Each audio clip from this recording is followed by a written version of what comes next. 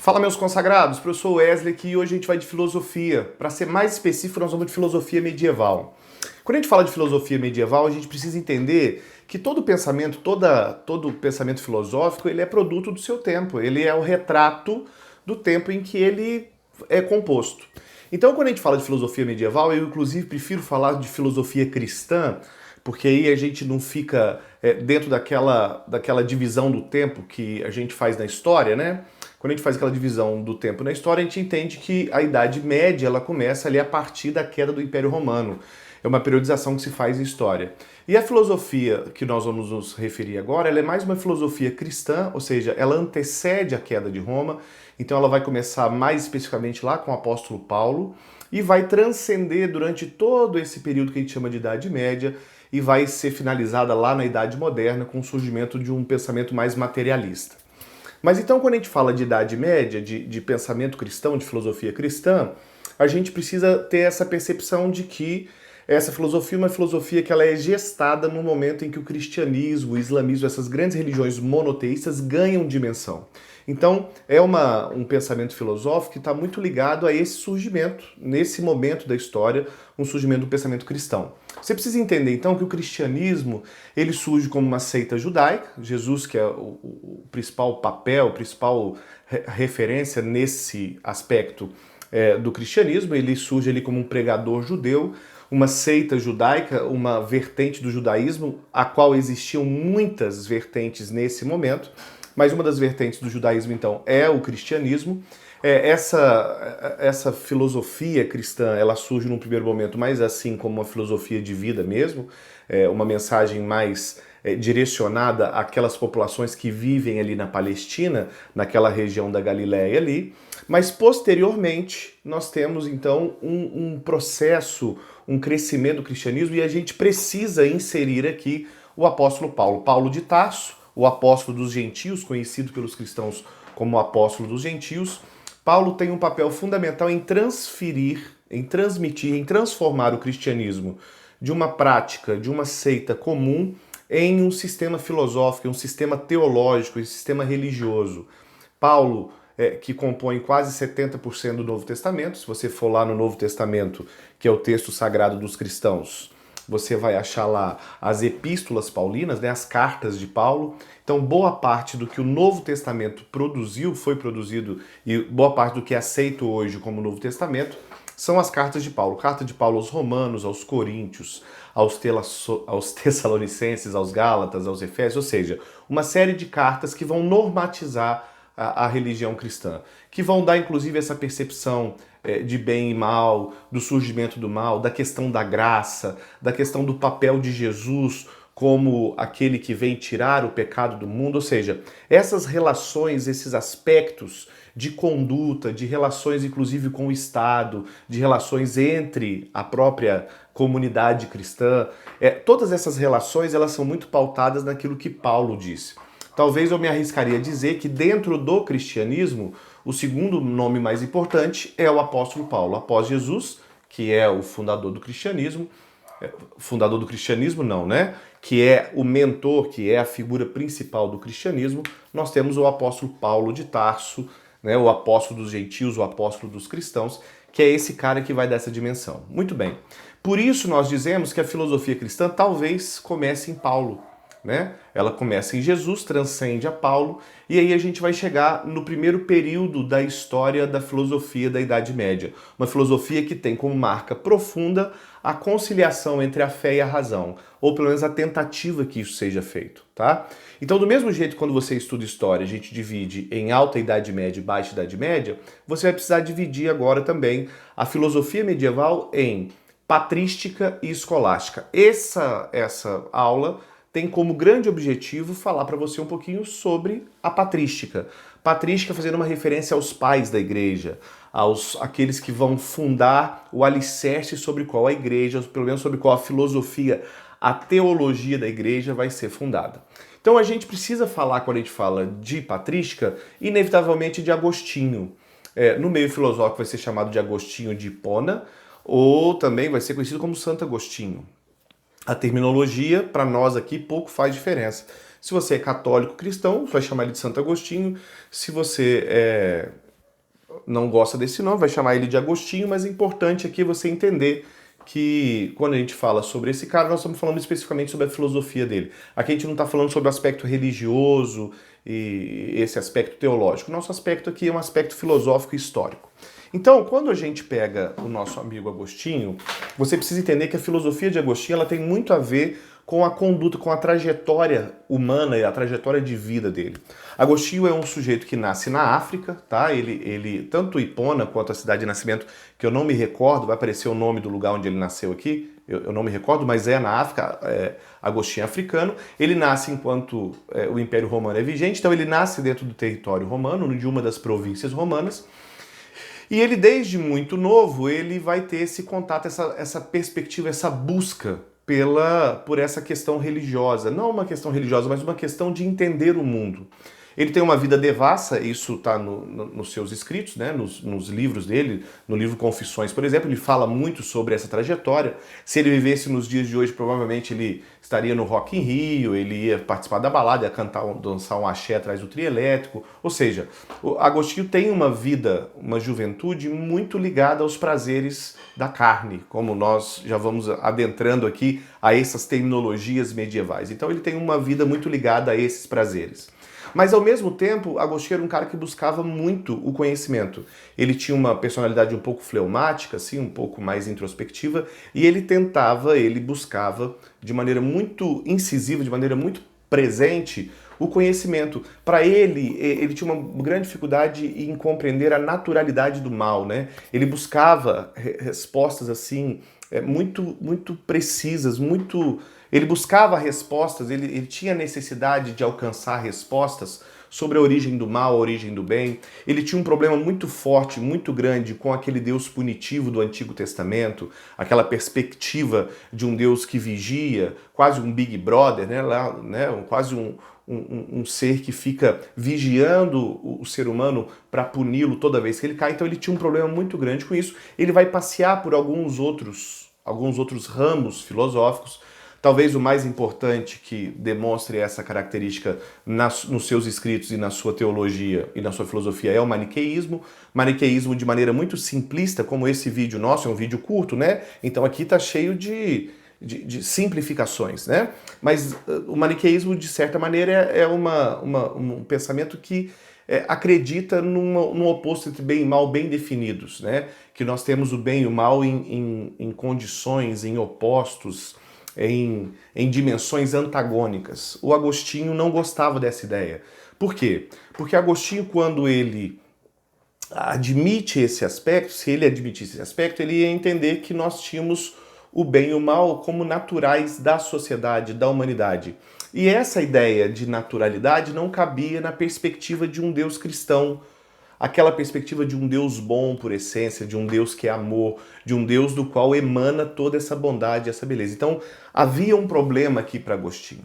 Agostinho, então, ele vai ter um contato com muito da filosofia clássica, sobretudo com Platão e Aristóteles, e ele pode ser considerado um daqueles caras que a gente vai chamar de neoplatônicos. Por quê? Ele vai pegar aquela ideia do Platão, então, para que você tenha uma dimensão assim, bem bacana, uma perspectiva bem bacana da filosofia de Agostinho, você precisa entender que Platão tem uma influência direta sobre Agostinho. E aí você se lembra, nós já vimos isso em outras aulas, que Platão é um idealista, né? Platão é um cara que divide o mundo de maneira muito clara em dois aspectos, né? É um cara dualista. Eu tenho de um lado o mundo sensível, que é esse mundo imperfeito, e eu tenho um mundo inteligível, um mundo bacana, que é o mundo das ideias. A alegoria da caverna está aí para demonstrar parte desse pensamento platônico. Muito bem. O nosso amigo Aristóteles, ele vai dizer que Platão chegou às portas do céu, mas foi impedido de entrar no céu por conta do orgulho, da arrogância da sua razão. Essa frase diz muito pra gente. Por quê? Porque, segundo Agostinho, Platão já tinha conseguido uma perspectiva do que seria a verdade, do que seria o mundo, de como se constituiria o universo. Ou seja, para Agostinho, pegando a ideia de Platão, ele entende que nós realmente temos uma dicotomia, nós temos um dualismo, nós temos dois mundos. Nós temos um mundo físico, que é esse mundo que nós vivemos aqui, e nós temos um mundo espiritual. Então, no mundo físico, a gente tem cópias imperfeitas, inclusive quando ele fala de amor, ele está falando muito sobre isso, né? Ele está falando exatamente sobre essa ideia de que Deus é um amor perfeito e de que aqui nós temos só cópias do amor de Deus. Então, para Agostinho, nós temos o mundo físico e o mundo espiritual. Como é que nós temos acesso ao mundo espiritual? Através da fé. A fé é o caminho que nos leva a ter acesso a essa verdade. Daí, então, surge a primeira grande ideia de Agostinho, a ideia da iluminação divina. Então, contrariando o que Platão dizia, por isso a gente vai dizer que ele cristianiza Platão, ok? A gente vai dizer que ele converte os escritos de Platão. Então, aqui tem uma primeira premissa, assim, um pensamento agostiniano que é recorrente nos concursos, a teoria da iluminação divina. A verdade está em mim, a minha alma é divina porque ela foi criada por Deus, mas ela está afastada de Deus por conta do mundo em que eu vivo. Qual é a única maneira, então, de eu ter acesso a essa iluminação, a ter acesso a essa verdade? A fé. Então, diferente de Platão, que entendia que a razão era o caminho, nosso amigo Agostinho aqui dá para nós a dimensão de que o caminho para a verdade é a fé. Então, a razão ela vai estar sempre submissa à fé. Tá? Então, na visão de Agostinho, Agostinho é um cara que, na filosofia agostiniana, a gente valoriza a razão, a gente valoriza o pensamento, mas esse pensamento tem que estar sempre submetido à fé. A fé é o grande caminho para a verdade. É através da fé que eu tenho acesso a esse Deus que é eterno, a esse Deus que é imutável. Ok, até aqui, amigo? Sim? Beleza? Então, suave. Até aqui nós descobrimos, então, que o nosso amigo Agostinho vai ter uma forte influência de Platão e que ele pega a teoria platônica e adapta ela ao cristianismo. Crendo numa alma eterna, como cria Platão, crendo em dois mundos, como cria Platão, crendo que a alma é eterna, como também cria Platão, mas crendo diferente, de maneira que agora o acesso à verdade, o acesso ao mundo perfeito, se dá através da fé. Então a razão não é esse caminho, a razão ela tem que estar sujeita, ela tem que estar submissa. Inclusive uma grande discussão que existe durante esse período medieval é o papel da filosofia. Então aqui Agostinho dá um norte, Agostinho dá o caminho. Ele diz assim, olha, a filosofia é importante, mas a filosofia tem que estar sujeita à teologia. Eu não posso ter uma filosofia que seja uma prática avulsa, uma prática longe da teologia. Eu preciso que a filosofia seja tutelada pela teologia. Ou seja, eu preciso que a razão esteja submissa à fé. Ok até aqui? Tudo bem? Uma outra ideia muito importante de Agostinho é a necessidade que o homem tem de buscar a Deus. Isso aqui fica muito claro que ele tem uma percepção muito aliada à sua vivência, à sua prática. Ele entende que o homem ele busca o amor desde que nasceu. Ou seja, é uma teoria chamada de teoria da anterioridade do amor. Só que Agostinho diz que nós buscamos o amor em muitas coisas, ou seja, existe uma lacuna, um buraco no peito do homem, e esse buraco, essa lacuna, segundo Agostinho, tem o tamanho exato do amor de Deus. Então o homem busca esse amor em outras coisas, na bebida, nas drogas, no álcool, no trabalho, no conhecimento, na razão, mas nenhuma desses elementos pode entregar para o homem essa necessidade que ele busca. Porque a única coisa que pode completar o homem é Deus, porque Deus é o amor perfeito. Deus é o que falta no homem. Outra ideia importante em Agostinho é a ideia de liberdade. Liberdade, ela está no alicerce, ela é a base do pensamento agostiniano. Por quê? Para Agostinho, a ideia de bem e mal é uma ideia muito diferente da ideia que os antecessores deles tinham. Para Agostinho, o bem e o mal não são essências. Aliás, o bem é Deus. Deus é o bem supremo. Deus é amor. Só que precisava uma pergunta ser respondida. Qual a pergunta que tinha que ser respondida? Se Deus é amor, como pode ter existido mal? Porque Deus é amor e Ele é o Criador de todas as coisas. Se Deus é amor e Ele é o Criador de todas as coisas, como pode ter existido mal? Porque se Deus é todo bom, Ele não pode ter criado o mal. Se o mal existe e Deus não criou, Ele não criou todas as coisas. Sacou? Há um problema aqui, uma dificuldade aqui, segundo Agostinho, nesse pensamento. Deixa eu arrumar meu microfone aqui, que o negócio não tá legal. Aí, ok. Então há um problema aqui para Agostinho. Como é que Agostinho resolve isso? Agostinho diz assim, olha, o mal não existe. Quando ele diz que o mal não existe, ele diz que o mal não existe enquanto essência, enquanto um ser desprendido. Não existe essa antagonia entre bem e mal, porque o mal não existe. O mal é uma materialização de uma possibilidade. Vou melhorar para você. Se você é da roça, como o pessoal da minha família é da roça, você ouviu falar um negócio que chama Caminho do Boi. Caminho do Boi é aquele caminho que a gente olha no pasto assim e tem umas trilhas no meio do caminho, no meio do pasto, por onde o gado, os animais passam. Ele é chamado de Caminho do Boi por quê? Porque aquele caminho, aquela trilha é feita a partir da passagem do gado. À medida que o gado vai passando, ele soca a terra e a partir dali não nasce mais mato ali. Então aquele caminho fica conhecido como Caminho do Boi. Você há de concordar comigo que aquele caminho, ele era uma possibilidade, tá ligado? O caminho só passou a existir quando o boi passou. Tem uma música do Skank, né? Do Skank que diz assim, o caminho só existe quando você passa. A possibilidade do caminho existia, mas o caminho só existiu quando alguém percorreu ele, saca? Então essa é mais ou menos a ideia do Agostinho, ou seja, quando Deus criou um ser livre, e por isso a ideia de liberdade para Agostinho é muito importante, quando Deus cria um ser livre, ele cria a possibilidade do mal. Não é que Deus cria o mal, mas é que para que existissem seres livres, era necessário que houvesse a possibilidade. Então Deus cria a possibilidade do mal. Existe até uma máxima que anda pela internet, que usa um argumento da física, que eu particularmente não tenho conhecimento se é verdadeiro, porque física realmente está um pouquinho fora, mas o argumento que anda pela internet, que é uma exemplificação do que eu estou dizendo para vocês, é que diz assim, que perguntaram para um físico o que era a escuridão, e aí o físico disse que escuridão não existe, que na verdade a escuridão é a ausência de luz. Perguntaram para um físico o que é o silêncio, ele disse, olha, o silêncio não existe, o que na verdade existe é a ausência de som. E aí perguntava para ele o que é frio, ele disse, o frio não existe, na verdade é a ausência de calor. Então, para Agostinho, o mal é a ausência de Deus. Onde Deus não está, existe o mal. Sacou? Então Deus não criou o mal, Deus criou a possibilidade do mal. Ok? Por que isso é importante? Porque a noção de liberdade, então, para Agostinho, é fundamental. Por quê? Porque para Agostinho o mal se materializa na minha escolha. Quando eu escolho errado. Então, por isso é tão necessário em Agostinho essa noção de liberdade, de livre-arbítrio, de liberdade de escolha. Aliás, a nossa sociedade ela é balizada até hoje na clara perspectiva que todos nós temos liberdade de escolha, que todos nós temos livre-arbítrio.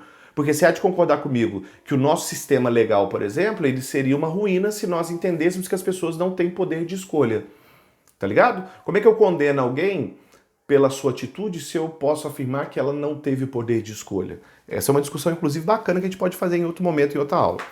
Mas então Agostinho tem essa percepção.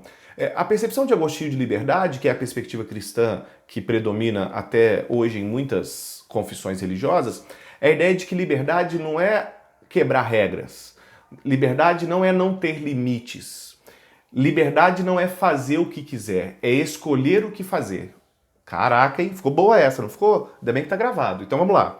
Liberdade não é fazer o que quiser, é escolher o que fazer. Pô, boa pra caraca essa. Gostei dessa. Essa ficou boa. Em outras palavras, o que Agostinho está dizendo? Que a liberdade verdadeira, ela vem em praticar a vontade de Deus. Isso é a visão que ele tem lá, a perspectiva que ele tem.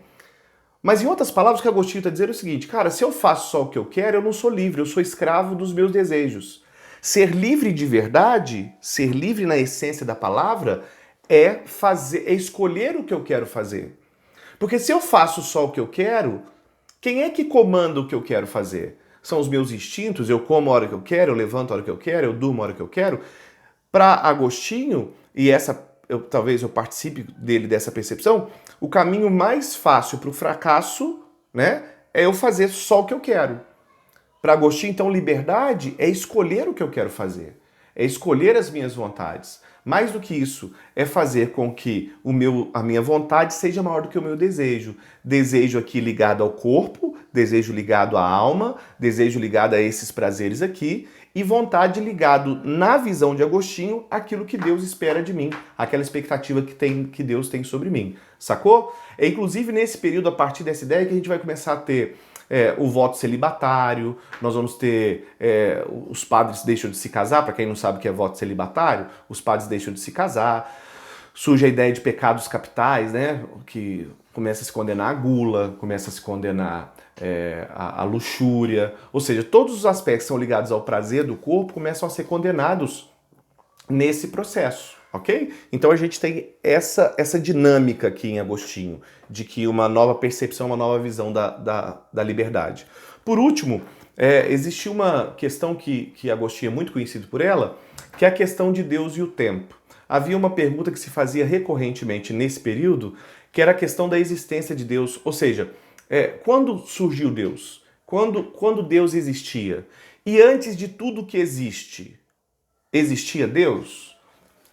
Parece uma pergunta assim meio idiota, mas num mundo em que Deus, em que a teologia, em que era um mundo teocêntrico, essa pergunta era uma pergunta que era feita constantemente. Inclusive, há historiadores que dizem que os padres diziam que não sabiam responder essa pergunta, mas que sabiam de uma coisa, que as pessoas que faziam esse tipo de pergunta provavelmente queimariam no inferno. Mas Agostinho tem uma resposta muito interessante. Agostinho diz assim, olha, Deus não existe antes de Deus. Por quê? Porque antes de Deus, o tempo não havia sido criado. Quem criou a ideia de antes foi o próprio Deus. Quem criou a ideia de antes foi o próprio Criador. Então, antes de Deus não existia nem o tempo, porque Deus é o Criador do tempo. Saca? Existe uma dimensão, um relato, inclusive, de Agostinho, muito interessante. Quando indagam ele sobre essa questão do tempo, né, de antes e depois, ele diz assim, Deus não existe, Deus é. Por que Deus não existe? Porque a própria noção de existir nos situa no espaço e no tempo. Ou seja, para existir, você tem que estar situado no espaço e no tempo. Deus é atemporal. Então, para Agostinho, Deus está no passado, está no presente e está no futuro ao mesmo tempo. Porque o tempo não é uma dimensão que consegue conter Deus. Deus não é contido pelo tempo. Então, na visão de Agostinho, nós temos de maneira muito clara esse aspecto de que Deus é atemporal, de que Deus ele transcende esse tempo. Então, não existia antes de Deus, porque a ideia de tempo de antes foi criada pelo próprio Deus. Ou seja, Deus é esse centro, esse caminho. Deus é a origem de tudo, a grande criação. Ok? Então, olha só fazendo um resuminho rápido, dando um resumo rápido. O nosso amigo Agostinho é o cara que começa uma discussão mais profunda sobre fé e razão. Ele traz Platão como o grande mote, o grande rumo da sua filosofia. Ele cristianiza Platão, então a gente chama ele de neoplatonista, ou seja, uma nova visão sobre Platão. Ele tem uma visão muito clara sobre livre-arbítrio e para ele liberdade enquanto ser humano nós somos quando nós escolhemos o que fazer e o que nós deveríamos escolher é a vontade de Deus, que nós deveríamos viver na cidade de Deus e não na cidade dos homens, ou seja, quanto mais eu me afasto desse mundo, mais próximo de Deus eu fico, que eu tenho que usar a razão, mas que a razão é manca e a única maneira de eu alcançar a verdade é ser iluminado por Deus, uma iluminação divina através da minha alma, que também é divina, criada por Deus, mas que eu só tenho acesso a essa alma através da fé, uma percepção ainda muito clara que a fé vai sempre preceder a razão, que a teologia vai ser sempre mãe da filosofia, e uma visão bem clara de que Deus não criou o mal, que o mal é a ausência de Deus, e que o mal não existe enquanto matéria, que o mal não existe enquanto ser, que o mal é uma manifestação das decisões. Ou seja, o mal é uma manifestação das decisões humanas que são tomadas todos os dias, beleza? Outra perspectiva é Deus e o tempo.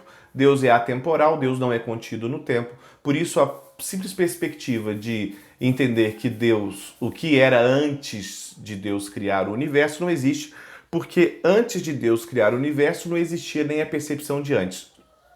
Só existia Deus. Até engasguei agora, né? Espero que tenha te ajudado, tá bom? Tentei ser curtinho, mas foram 25 minutos. Mas espero que essa aula seja útil para você. A gente se encontra numa próxima perspectiva. Um abraço.